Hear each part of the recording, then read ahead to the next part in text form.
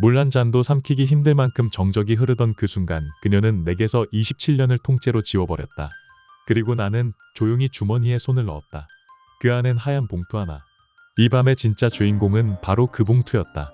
식당 한가운데서 아내는 내게 소리쳤다. 지금 이게 무슨 짓이야? 하지만 그 질문은 내가 먼저 던졌어야 할 것이었다. 3달 전 그녀가 호텔 영수증을 숨겨두지 않았다면, 혹은 2달 전 트레이너와 떠날 제주 리조트 예약 내역을 발견하지 않았다면 나는 여전히 아무것도 모른 채 앉아 있었을까? 이 이야기는 단순한 배신의 기록이 아니다. 아무 예고 없이 무너진 믿음, 그리고 아무 소리 없이 설계된 복수의 시나리오다. 모든 건 철저히 계획되어 있었다.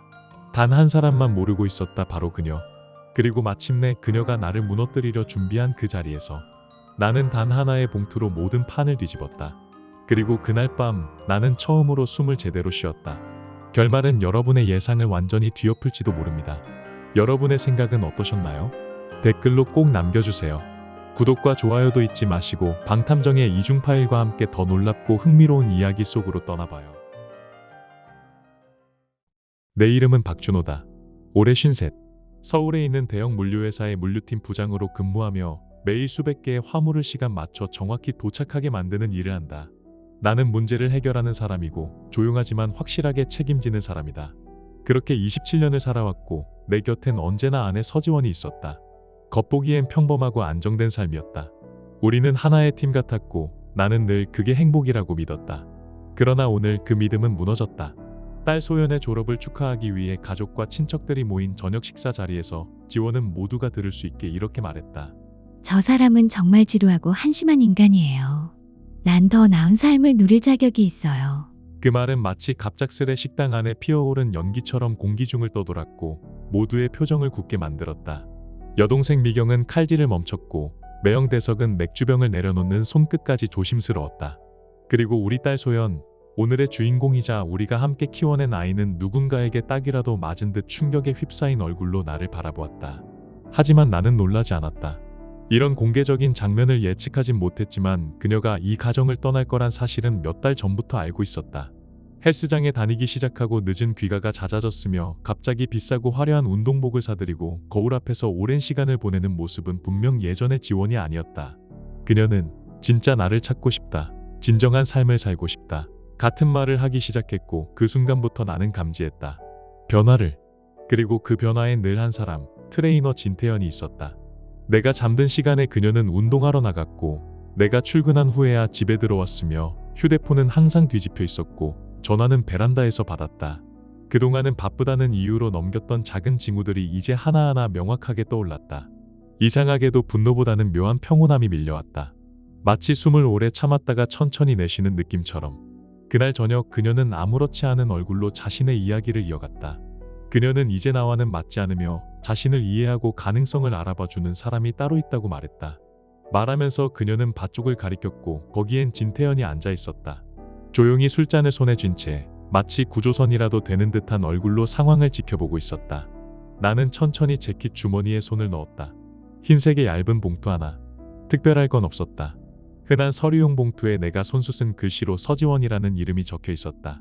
나는 아무 말 없이 그녀에게 그 봉투를 건넸다. 순간 그녀의 말이 끊겼고 봉투를 보는 눈빛엔 경계와 불안이 뒤섞였다. 식당은 숨을 죽인 듯 조용해졌고 심지어 식기 정리하던 직원들조차 멈춰섰다. 그녀가 물었다. 이게 뭐야? 나는 담담하게 말했다. 열어봐. 그녀는 열었다. 바로 그 자리에서 가족과 친척 그리고 우리의 딸이 지켜보는 가운데 나는 그녀의 얼굴이 변해가는 걸 봤다. 처음엔 이해하지 못한 듯 당황하더니 점차 무언가를 깨닫는 듯 눈동자가 흔들렸고 마지막엔 두려움이 서린 얼굴로 변해갔다. 처음엔 당황이었고 그 다음엔 이해였으며 결국 그녀의 얼굴엔 불안과 공포가 섞인 표정이 떠올랐다. 손에 든 봉투가 단순한 종이 쪼가리가 아니라는 걸, 그리고 그 안에 담긴 의미가 자신이 방금 보여준 공연을 송두리째 무너뜨릴 수 있다는 걸 눈치챈 순간이었다. 준호 씨, 그녀가 나를 불렀다. 목소리는 한껏 낮아졌고 위축되어 있었다. 이게 도대체. 나는 천천히 그녀를 바라보며 말했다.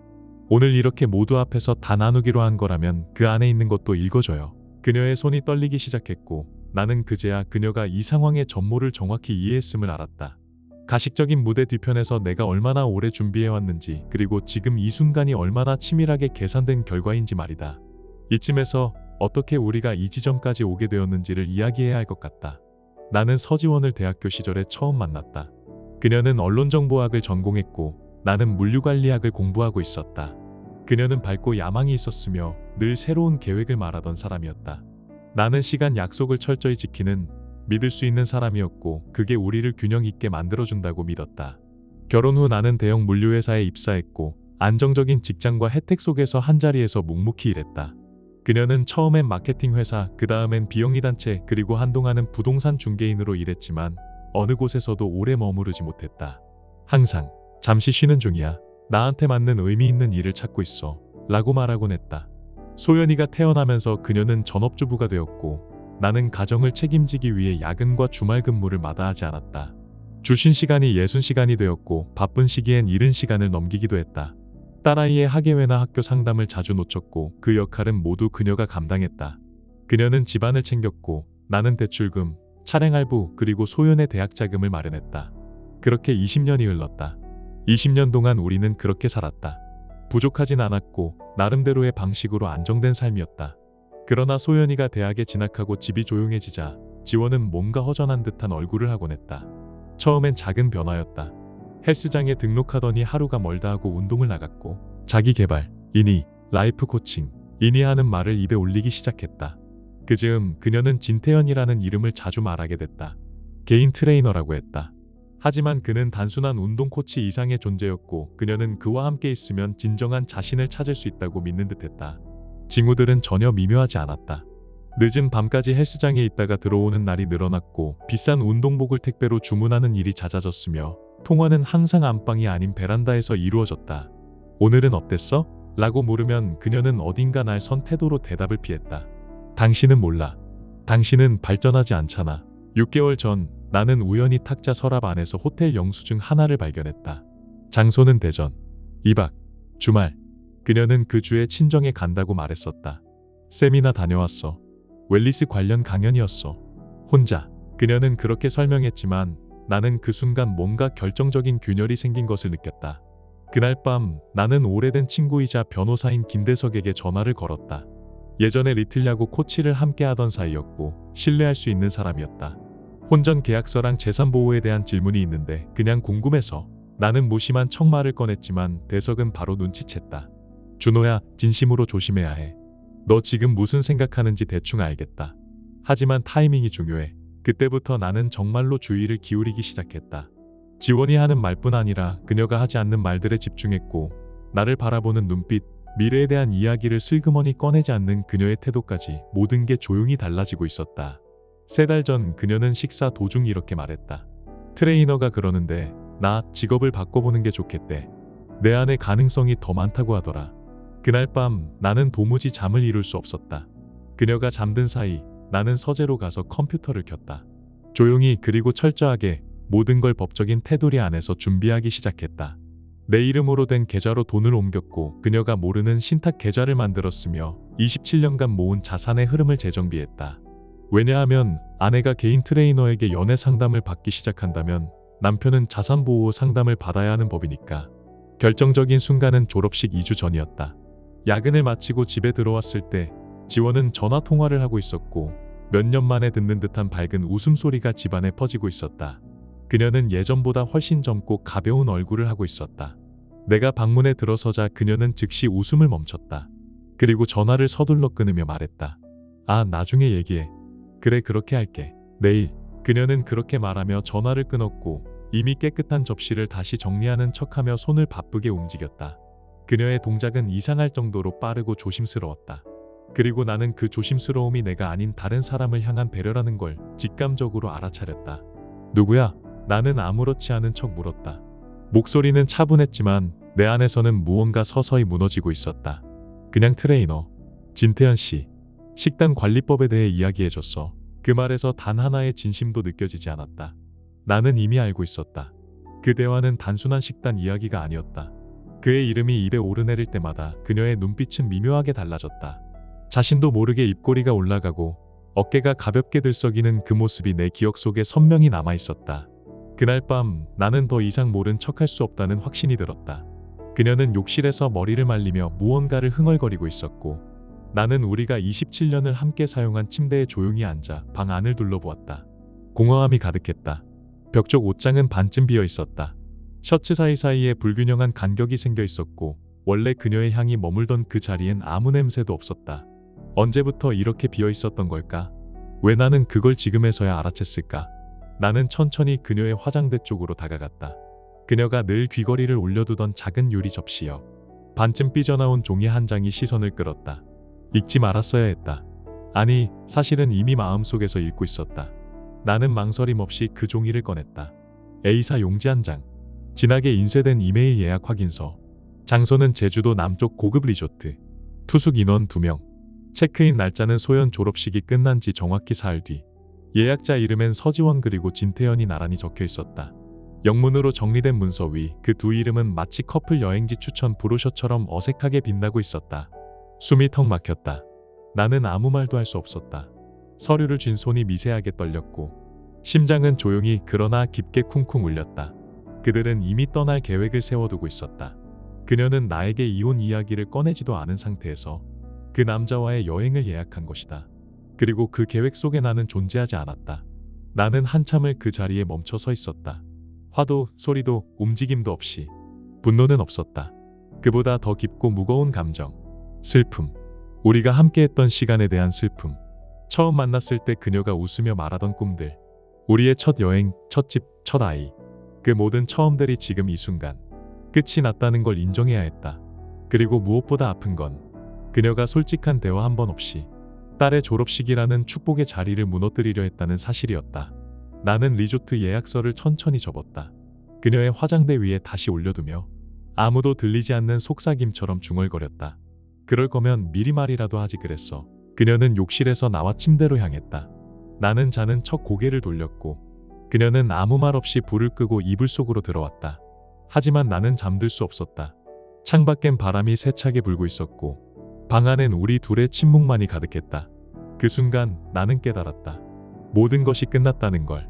그러나 동시에 이제부터가 시작이라는 것도. 나는 침대에서 조용히 일어나 서재로 향했다. 컴퓨터를 켰고 오랜만에 메일함을 열었다. 수신함에는 몇 달 전 대석이 보낸 메일이 그대로 남아있었다. 사전 계약서 샘플. 제목을 클릭했을 때 내 손가락은 떨리지 않았다. 나는 조용히 작업을 시작했다. 잔잔한 분노, 맑은 이성, 그리고 끝까지 지켜야 할 소연이라는 이름. 이제는 지킬 게 명확해졌기에 나는 오히려 가벼웠다. 서재는 어두웠고 컴퓨터 화면만이 내 얼굴을 비추고 있었다. 나는 조용히 앉아 메일함에서 대석이 보낸 샘플 계약서를 다시 꺼내 읽었다. 혼인 중 공동재산의 보호와 정산, 귀책 사유 발생 시 배분 조건. 몇 달 전 대석과 점심을 먹다가 가정법에서 만약 이런 상황이 생기면 어떻게 되는 걸까? 하고 가볍게 물어본 적이 있었다. 그때 그는 웃지도 않고 단호하게 말했다. 형, 지금 무슨 생각하는지는 알겠는데 이럴 땐 타이밍이 제일 중요해요. 모든 건 미리 준비해야 돼요. 특히 감정이 터지기 전에. 그 말이 이 밤에 이렇게 정확하게 되살아날 줄은 나도 몰랐다. 나는 조용히 그러나 단단하게 움직이기 시작했다. 내 이름으로 된 예금과 자산을 정리하고 소연 명의의 신탁 계좌로 일부 자금을 이체했다. 법적으로 문제없다는 확인도 받았다. 계약서 작성 공증, 은행 변호사와의 일정 조율까지. 모든 준비는 마치 물류 일정을 짜듯 치밀했다. 나는 언제나 그랬듯 문제가 터지기 전에 미리 대비하고 충격을 최소화하기 위해 정확히 계산했다. 이것도 내일이었다. 그 주 내내 나는 표정 하나 바꾸지 않았다. 지원은 여전히 태연의 이름을 자연스럽게 언급했고 새 운동복, 명상 어플, 글로우업 이야기를 즐겁게 늘어놓았다. 나는 묻지 않았고 그녀는 말하지 않았다. 서로가 서로를 속이는 침묵 속에서 나는 혼자만이 진실을 준비하고 있었다. 졸업식 이틀 전 나는 마지막 조정을 마쳤다. 공동 계좌 해지 통보서, 지급정지 요청서, 신탁 자산 이전 동의서, 그 모든 서류를 하얀 봉투에 깔끔하게 접어 넣었다. 그리고 겉면에 정갈하게 그녀의 이름을 적었다. 서지원. 나는 그걸 내 정장 안주머니에 넣으며 이제 끝났다는 걸 느꼈다. 무너진 관계 속에서 내가 지켜야 할 마지막 남은 것은 내 딸과 나 자신이었다. 다음 날 아침 그녀는 환하게 웃으며 말했다. 오늘 드디어 졸업식이네. 저녁 식사엔 모두 올 거야. 소연이도 얼마나 기대하고 있는지 몰라. 나는 커피를 내리며 고개를 끄덕였다. 그래, 특별한 날이니까. 그녀는 거울 앞에서 옷을 다듬었고 화장대에서 향수를 뿌리며 마지막까지 연극을 이어갔다. 오늘 진짜 모든 게 완벽했으면 좋겠어. 나는 머그잔을 들고 미소 지었다. 그럴 거야. 그녀는 알지 못했다. 그 완벽함이 그녀에게는 전혀 다른 의미가 될 거란 걸. 몇 달 만에 처음으로 나는 내가 해야 할 일이 무엇인지 정확히 알 수 있었다. 서재로 향한 나는 조용히 프린터를 켰고 3개의 문서를 인쇄했다. 첫째는 우리가 5년 전 주택을 재융자할 당시 서지원이 서명한 혼전재산 계약서. 둘째는 내가 지난 몇 달간 소연 명의로 신탁계좌에 이체한 자산 내역. 셋째는 졸업식 다음 날부터 적용되는 공동계좌에 대한 그녀의 접근 권한 철회 통보서였다. 나는 그 서류들을 하나하나 접어 조심스럽게 봉투에 넣었고 그 밤 다시 침실로 돌아갔다. 지원은 이미 잠든 척등을 돌리고 있었지만 나는 그녀의 숨소리를 들으며 침대에 누웠다. 이상하리만큼 마음이 가벼워졌다. 몇 년 만에 처음 느끼는 해방감이었다. 다음 날 아침 지원은 들뜬 얼굴로 졸업식 이야기를 꺼냈다. 저녁 식사 자리, 초대 손님, 새로 산 원피스까지 모든 게 완벽해야 한다며 스스로에게 대사를 외우듯 중얼거렸다. 오늘은 정말 특별한 날이잖아. 모든 게 완벽해야 해. 그럴 거야. 나는 커피를 내리며 대답했다. 그녀는 전혀 몰랐다. 이날이 얼마나 완벽하게 설계되어 있는지를. 나는 봉투를 재킷 안주머니에 넣고 평소처럼 회사로 출근했다. 한진물류. 평범한 하루처럼 보였지만 나에겐 정확한 타이밍이 중요한 날이었다.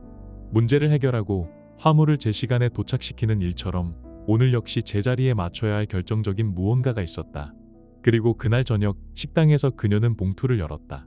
첫 페이지를 다 읽기도 전에 그녀의 입에서 비명이 터졌다.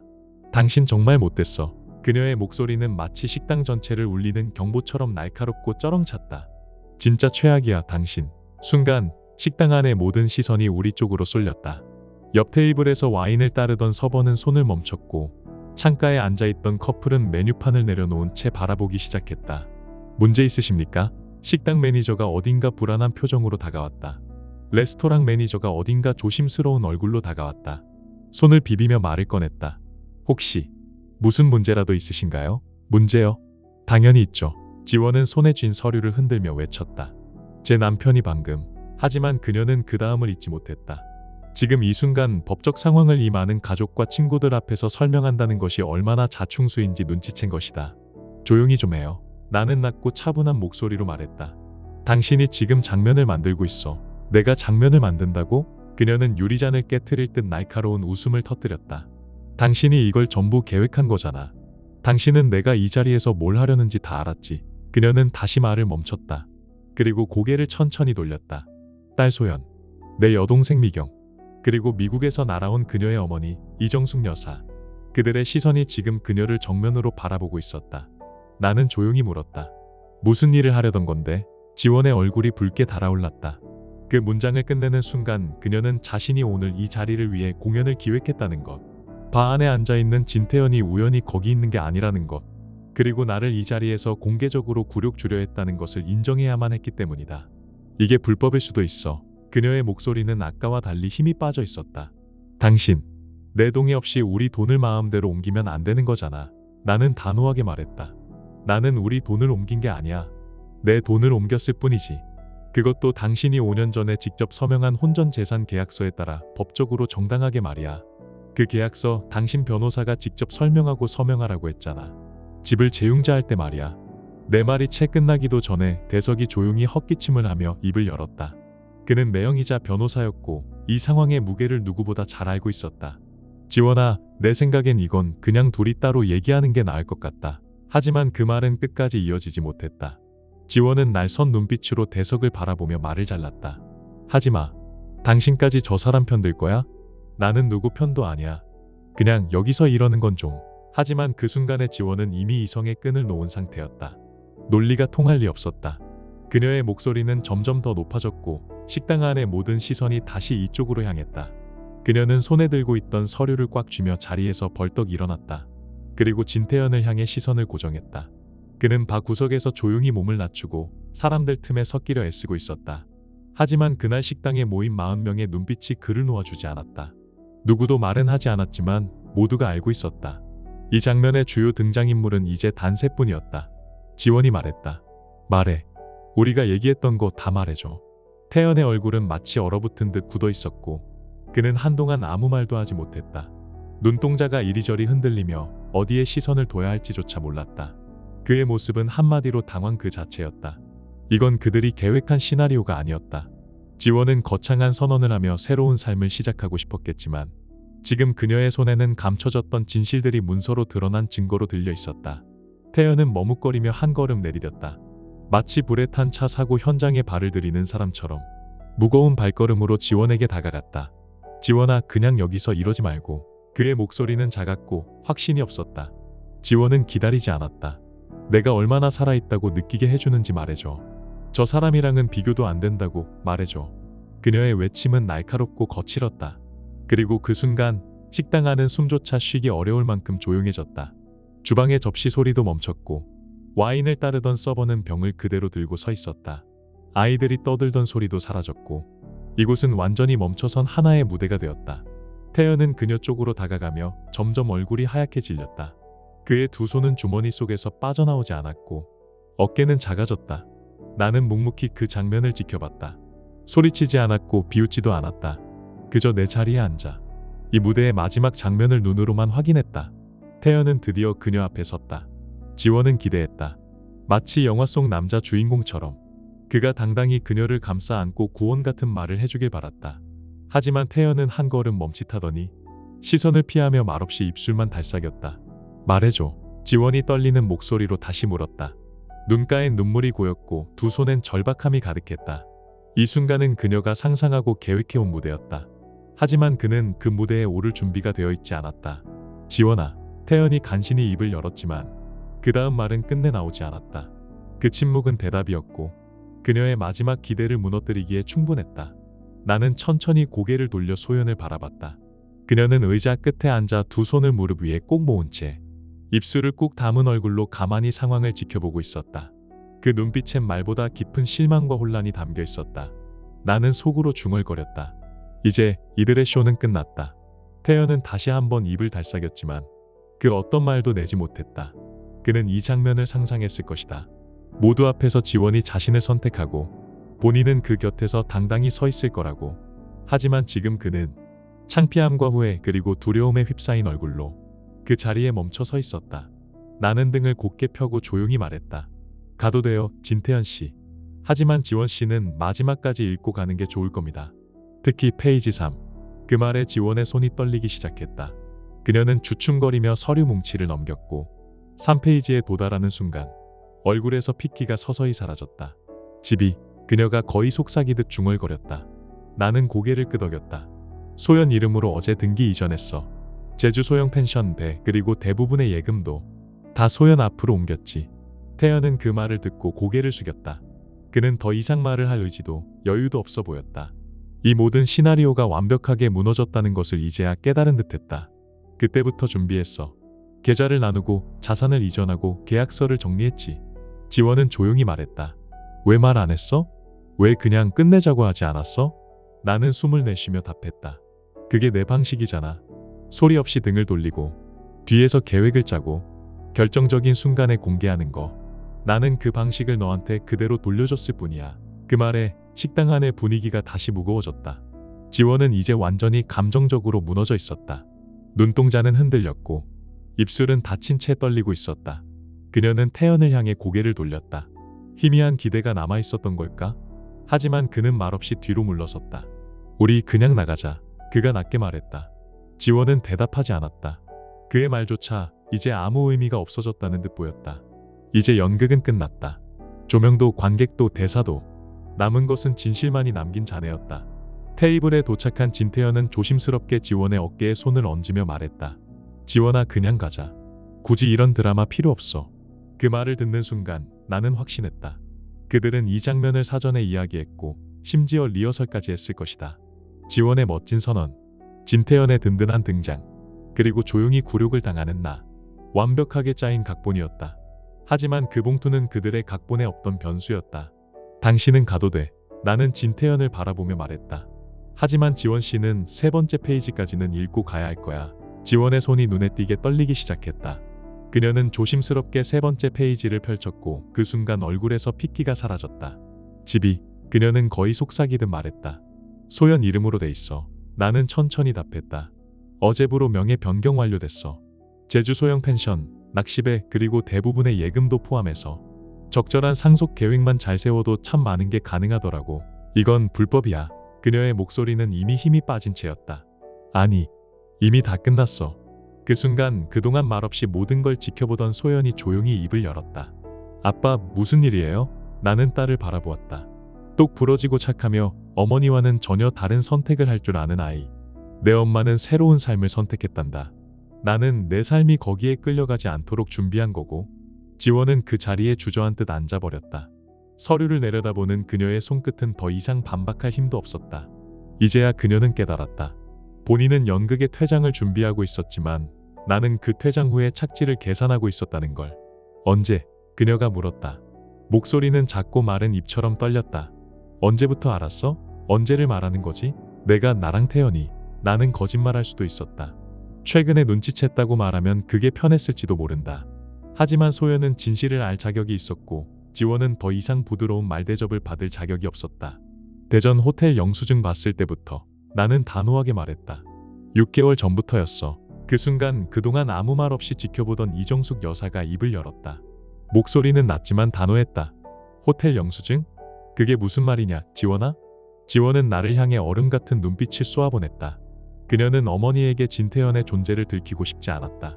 아마 이혼이 끝난 후 천천히 그를 소개하며 자신을 새로운 사랑을 찾은 피해자로 보이게 만들 계획이었을 것이다. 나는 조용히 한 문장을 덧붙였다. 지원씨, 웰리스 세미나에 다녀왔다고 했죠. 근데 그 세미나는 머릿속에서 열린 거고 강사는 태연씨였죠. 지원아, 이정숙 여사의 목소리가 떨렸다. 지금 저 사람이 하는 말이 다 무슨 소리니? 엄마, 오해예요. 그게 오해 아니에요. 나는 조용히 말했다. 딱 당신이 생각하는 그대로예요. 6개월간의 거짓말, 6개월간의 몰래 만남, 그리고 오늘 이 자리에서 가족을 박살내기 위한 6개월짜리 시나리오. 진태현은 의자에 앉지도 못한 채 불편한 자세로 서 있었다. 이건 그들이 상상한 전개가 아니었다. 그들의 시나리오에선 나는 지루하고 무뚝뚝한 남편이었고 지원은 결국 자신의 행복을 찾아 나선 용기 있는 여자였다. 그들은 하나의 사랑 이야기를 만들고 싶었을 것이다. 하지만 사랑 이야기에는 호텔 영수증, 비밀통화 그리고 엄마에게 거짓말한 주말 여행이 등장하지 않는다. 그때 딸 소연이 조용하지만 분명한 목소리로 말했다. 저 다 알고 싶어요. 그녀의 눈에는 눈물이 맺혀 있었지만 목소리는 흔들리지 않았다. 가족을 이렇게 다 무너뜨릴 거면 나한테는 다 말해줘야지. 지원은 진태현을 바라보다가 다시 딸을 향해 고개를 돌렸다. 소연아, 상황이 간단하지 않아. 아니, 복잡하지 않아. 나는 끼어들었다. 너희 엄마는 바람을 피웠고 오늘 내 졸업식이 끝난 후 이걸 발표해서 내가 화를 내면 그걸 핑계 삼아 가족을 깨트린 사람으로 만들려 했던 거야. 하지만 나는 화내지 않았어. 대신 준비했지. 정적이 길게 이어졌다. 식당 안의 사람들은 마치 슬로우 모션으로 사고 장면을 보는 듯 숨죽인 채 자리에 굳어 있었다. 잠시 후 매형 대석이 조용히 물었다. 준호야, 이걸 얼마나 준비한 거야? 3개월. 나는 바로 답했다. 지원이가 진태현이 내 가능성을 알아봐줬다고 말하던 날부터. 그럼 그 3개월 내내 날 속인 거야? 지원의 목소리가 다시 날카로워졌다. 나는 3개월 동안 나 자신을 지킨 거고 당신은 6개월 동안 날 속였잖아. 당신은 6개월 동안 날 속였잖아. 내 말이 끝나기도 전에 이정숙 여사가 조용히 일어섰다. 그녀는 올해 78, 키는 작았지만 분노에 찬 순간 공간 전체를 압도할 힘을 지닌 사람이었다. 원. 그녀는 딸의 이름을 또박또박 불렀다. 마치 12살 아이를 꾸짖는 어머니처럼. 지금 당장 말해. 도대체 무슨 일이 있었던 거야?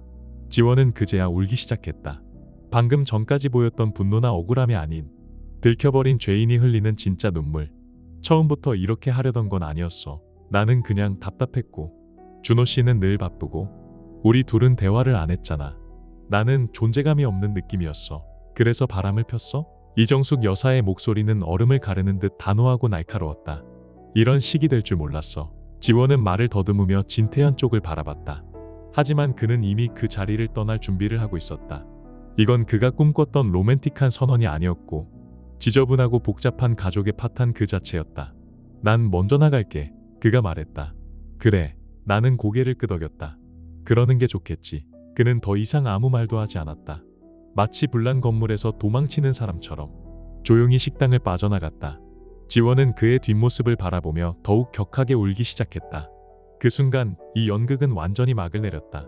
진태현이 식당을 떠난 후 공기 중의 긴장감은 조금 누그러졌지만 진짜 결과는 이제부터 시작이었다.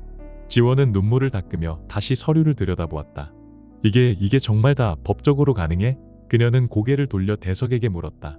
나는 대신 물었다. 매형, 확인 좀 해줄래요? 대석은 변호사였지만 지금까지는 거의 말을 하지 않았다. 그러나 이건 명백한 법적 질문이었다. 계약서는 명백해. 준호 변호사 쪽에서 문서 준비 잘했더라고. 혼인중 분류는 공동재산에 대한 권리를 무효화시켜. 그럼 위자료는? 지원이 조심스레 물었다. 위자료가 어떻게 되는데? 나는 되물었다. 내가 받을 수는 없나? 대석은 곤란한 듯 고개를 살짝 저었다. 지원아, 너 지금 이 자리에서 다른 남자와의 관계를 스스로 인정했잖아. 그걸로 이미 귀책 사유는 명확해졌고 준호가 원하는 대로 이혼이 성립될 수 있어. 근데 난 이 결혼 때문에 경력 다 포기했잖아. 그 말에 조용히 듣고 있던 소연이 입을 열었다. 목소리는 낮지만 흔들림은 없었다. 엄마는 항상 파트타임으로 일했잖아. 집대출금, 생활비, 학자금 다 아빠가 감당했어. 지원은 딸 쪽으로 고개를 돌렸다. 소연아, 넌 지금 이 상황을 다 이해 못하는 거야. 하지만 소연은 눈을 똑바로 마주치며 말했다. 나는 엄마가 아빠를 배신했다는 건 이해해. 그리고 내 졸업식 날 아빠를 망신 주려 했다는 것도, 무엇보다 그 상황을 대비해 아빠가 우리 둘을 3개월간 지켜왔다는 것도, 그건 확실히 이해해. 그 말에 이정숙 여사는 고개를 천천히 끄덕였다. 준호는 좋은 사람이야, 지원아. 그런 사람에게 이런 대접을 받을 이유는 없어. 아무도 내가 뭘 겪었는진 묻지도 않잖아. 지원이 작게 말했지만 그 말은 공허하게 식당 안을 맴돌 뿐이었다. 그건 당신이 거짓말을 시작했을 때 다 버린 거야. 나는 그렇게 말하며 테이블 위에 긴장감을 마무리 지었다. 그때 다시 식당 매니저가 조심스럽게 다가왔다. 긴장된 얼굴로 낮게 속삭였다. 손님들, 죄송하지만 다른 손님분들도 계셔서 이제 나가요. 나는 자리에서 일어나며 말했다. 테이블 위에 계산서보다 훨씬 넉넉한 금액을 놓았다. 우리의 드라마를 끝까지 견뎌준 식당 직원들을 위한 작은 예의였다. 준호씨, 지원이 말했다. 나는 조용히 소연의 재킷을 챙겨 입혀주며 그녀를 도왔다. 우리 얘기 좀 해야 해. 이미 했잖아. 나는 그녀를 바라보지 않은 채 말했다. 당신이 인상 주고 싶었던 모든 사람들 앞에서 말이야. 당신은 말했지. 더 나은 삶을 원한다고. 이제 그 더 나은 삶이 어떤 건지 직접 겪어봐야겠네. 49살, 직업도 없고 돈도 없고 남편도 없는 상태에서 집은 소연 이름으로 돼 있어. 차도 배도 제주 소형 펜션도 전부. 그리고 그건 전부 당신 서명 덕분이야. 난 그런 줄 몰랐어. 뭘 서명하는지 모르고 했어. 아니, 다 알았어. 당신 변호사가 조항 하나하나 다 설명했잖아. 당신이 예상 못했던 건 진짜 그 조항이 발동될 줄 몰랐다는 것뿐이지. 지원은 주변을 둘러보았다. 1시간 전까지만 해도 그녀에게 웃음을 건네던 얼굴들은 이제는 싸늘하거나 슬프거나 실망에 젖어 있었다. 엄마, 지원이 마지막으로 이정숙 여사를 불렀다. 하지만 그녀는 고개를 저었다. 넌 선택했잖니, 지원아. 이제 그 선택에 따라 살아. 나는 이정숙 여사에게 작게 입맞춤했고 식탁에 앉은 남자들과는 악수를 나눴다.